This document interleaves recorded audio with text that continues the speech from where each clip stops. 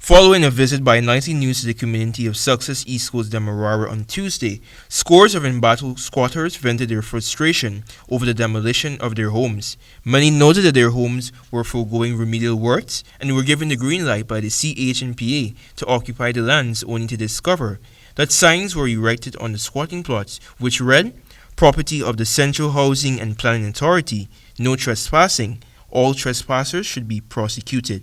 If they're pulling down everybody's structure who in living, why these houses ain't pulled down? Because people ain't living in there. And they break my mother. First they start lashing the louvers. The house was complete. The zinc, the floor, the wall, and they break it down. My daughter, she's 18. She trying to get a piece. She just have to put 2 boards on her house and they break it down. You have numbers on it and they break it down. Elliot gave me a form and said, sign this.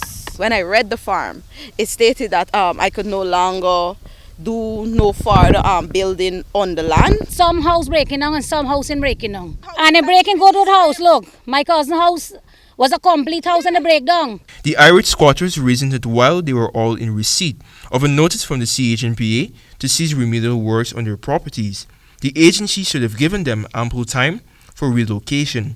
The Success squatters are of the view that the actions taken by the Housing Authority were inconsiderate.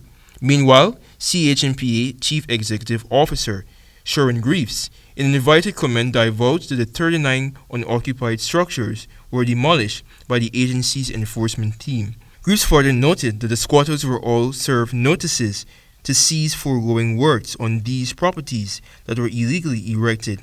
Squatters have been occupying the Success lands that belong to the Guyana Sugar Corporation, Gaisiku, for merely 4 years.